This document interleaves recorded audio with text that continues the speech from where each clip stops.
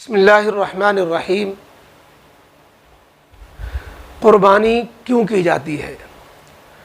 جانوروں کو ذبح کر دینا اور جانوروں کو کاٹنا یہ ثواب کیوں ہے؟ اگر کوئی یہ اعتراض کر رہا ہے، سوال کر رہا ہے، تو اس کا جواب سیدھا سا یہ ہے کہ قربانی کی ہی اسی لیے جاتی ہے کہ ہم اس طرح کے سوال سے اپنے کو بچا سکیں، یعنی ہم اپنے عقل کو، اپنے دل و دماغ کو اللہ کے حکم کے اور اللہ کے رسول صلی اللہ علیہ وسلم کے حکم کے آگے سرنڈر کر دیں۔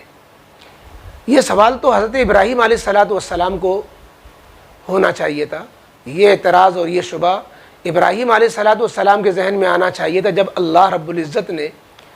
حکم دیا تھا کہ آپ اپنے بیٹے کو ذبح کر دیں۔ کون بیٹا جو اکلوتا ہے، کون بیٹا جو بڑھاپے میں ملا ہے، کون بیٹا جو بڑا باہنر ہے اور جو ہے بڑھاپے کا سہارا ہے، بڑھاپے کی لاٹھی ہے۔ لیکن اس بیٹے کو ذبح کرنے کے جب حکم دیا گیا، وہ بھی ایسے نہیں اشارے میں دیا گیا، خواب میں حکم دیا گیا، تو حضرت ابراہیم علیہ السلام کے ذہن میں یہ سوال آنا چاہیے کہ اے اللہ، یہ آپ حکم ہمیں کیوں دے رہے ہیں؟ لیکن یہ کیوں کا سوال ابراہیم علیہ السلام نے نہیں کیا جبکہ بیٹے کو ذبح کرنے کا حکم تھا، اور نہ صرف یہ کہ سوال نہیں کیا بلکہ اس پر عمل بھی کر گزرے، عمل کرنے کے لیے سارے جتن بھی کر لیے۔ معلوم یہ ہوا کہ اللہ رب العزت کے حکم کے آگے اپنی گردن ڈال دینا یہی قربانی کا مقصد ہی ہے۔ لہذا اگر اللہ کا حکم سامنے آ جائے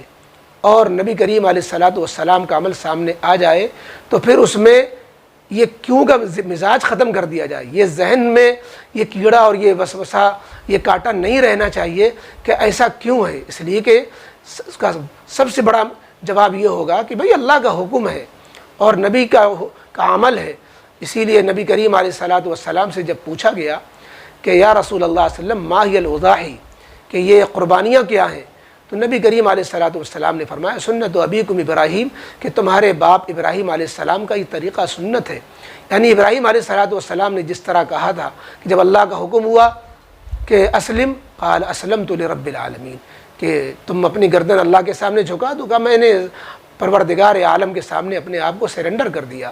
تو یہ جذبہ پیدا کرنا انسان کے مزاجوں میں، ایک جو ہے مخلوق کے مزاج میں، بندوں کے ذہن میں یہ جذبہ پیدا کرنا کہ ہم سب اللہ کے ہیں اور ساری چیزیں ہماری اللہ کی ہی ہیں، ہم خود اور ہماری جتنے ملکیت کی چیزیں ہیں، ہماری اولاد، ہمارے جانور، ہمارے مال، ہماری دکان مکان، یہ سب اللہ کے ہیں۔ لہذا جب اللہ مانگے ہمیں فوراً اللہ کے حوالے کر دینا چاہیے۔ اللہ اولاد مانگے تو اولاد کو اگر ذبح کرنے کے لیے کہے تو ہمیں اس میں بھی قیل و قال نہیں کرنا چاہیے۔ یہی ابراہیم علیہ السلام نے سکھلایا، یہی قربانی کا مقصد ہی ہے۔ قربانی کا مقصد اصل میں ہمارے لیے اللہ رب العزت نے کرم فرمائی، یہ فرمائی کہ قربانی کرنے کے بعد قربانی کے گوشت کو ہمارے لیے حلال کر دیا۔ تو ہمارے ذہنوں میں یہ آنے لگا کہ ہم غذا تو گوشت کے علاوہ سے بھی حاصل کر سکتے ہیں، تو ہم جو ہے گوشت کے لیے قربانی ہی کیوں کریں؟ یہی تو ذہنیت غلط ہے۔ قربانی گوشت کے لیے ہوتی ہی نہیں، بلکہ علماء نے یہاں تک لکھا کہ اگر کسی نے قربانی کا مقصد گوشت بنا لیا تو وہ قربانی حلال ہی نہیں ہوگی، کیونکہ قربانی کا مقصد گوشت نہیں ہے۔ لہذا جب قربانی کا مقصد گوشت نہیں تو پھر گردن کاٹنے کا کیا مطلب؟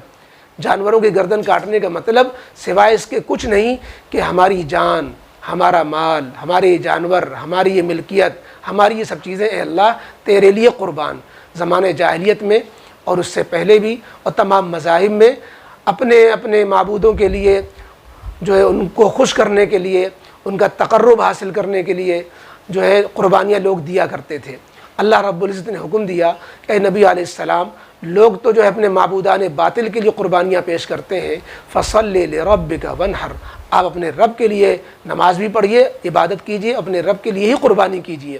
تو قربانی کا رخ بدلا گیا کہ اپنے معبود حقیقی کے لیے اس کی خوشنودی کے لیے اپنے محبوب چیزوں کو قربان کر دو۔ اصل تو قربان کرنا ہے اپنی جان کو، اصل قربان کرنا ہے اپنے اہل و عیال کو، لیکن اللہ رب العزت نے ہمارے لیے آسانی فرمائی کہ حکم میں آسانی یہ فرما دی کہ تم بکرے ذبح کر لو، تم جو ہے حلال جانور ذبح کر لو، گائے اور جو ہے بھینس وغیرہ، گائے تو ہمارے اس ملک میں منع ہے، اس سے احتیاط کرنا چاہیے، باقی جن جانوروں کی قربانی حلال کی گئی تم ان کو قربان کرو، ہم تم کو ثواب وہ دیں گے جیسے تم نے اپنی اولاد کو قربان کر لیا۔ لیکن یہ ذہن میں رکھو کہ اللہ کے یہاں گوشت نہیں مقصود ہے، اللہ کے یہاں خون بہانا نہیں مقصود ہے، اللہ کے یہاں تمہارا یہ جذبہ مقصود ہے کہ تم نے اللہ کے حکم کو سمجھ میں آئے نہ آئے وہ پورا کیا کہ نہیں کیا۔ اصل جو قربانی کا مقصد ہے خود لفظ قربان ہمیں بتا رہا ہے۔ لفظ قربان کے معنی تقرب حاصل کرنا، اللہ کے قریب ہونا،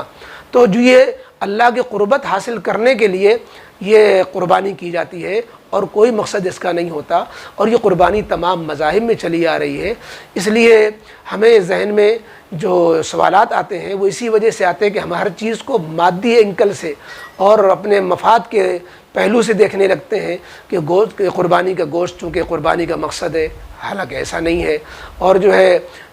جو ہے جانور کاٹ کر کے صرف گوشت کو حاصل کرنا یہ مقصد ہی نہیں ہے۔ قرآن نے صاف صاف کہہ دیا لن ینال اللہ لحومها ولا دماؤها ولکن ینال التقوی۔ تو اس لیے یہ تقوی اور یہ جذبہ ہمارے اندر پیدا ہو تو اللہ تعالیٰ ہر سال ہمیں یہ جذبہ پیدا کرنے کے لیے 3 دن دیتے ہیں۔ 3 دن سے پہلے قربانی نہیں کہلاتی، 3 دن کے بعد جو ہے قربانی نہیں رہتی۔ 3 دن اللہ تعالیٰ نے جو ابراہیم علیہ السلام کے یادگار دن ہے، یہ اللہ تعالیٰ نے ہمیں اس لیے دیے کہ تم اپنے اندر وہ اسپرٹ پیدا کرو جو ابراہیم علیہ السلام کے اندر تھی، کہ انہیں تو بکرا ذبح کرنے کا حکم نہیں ہوا تھا، انہیں بیٹا ذبح کرنے کا حکم ہوا تھا، لیکن انہوں نے عقل نہیں لڑائی اور انہوں نے کہا کہ ہم سب تو اللہ ہی کے ہیں، اللہ کے آگے قربان ہو جانا چاہیے۔ لہذا تمہیں بھی، انسانوں کو بھی چاہیے کہ وہ اس عمل سے،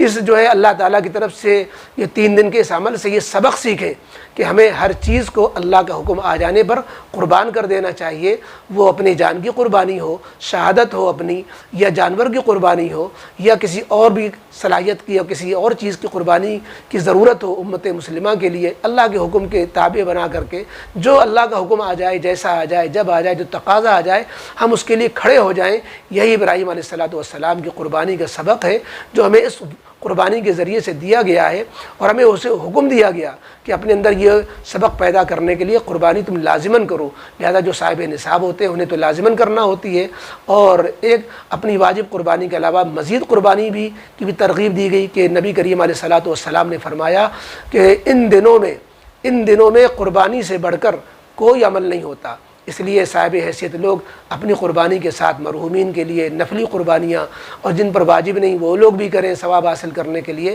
تو یہ بہترین عمل ہوتا ہے جو ان دنوں میں کیا جاتا ہے۔ اللہ رب العزت ہمیں اصل وہ جذبہ، وہ اسپرٹ ہمارے اندر پیدا فرمائے جو ابراہیم علیہ السلام نے یہ کہہ کر کے ہمیں بتائی کہ ہماری یہ نماز، ہماری یہ قربانی، ہماری یہ زندگی اور ہماری یہ موت سب اللہ کے حوالے ہے۔ لہذا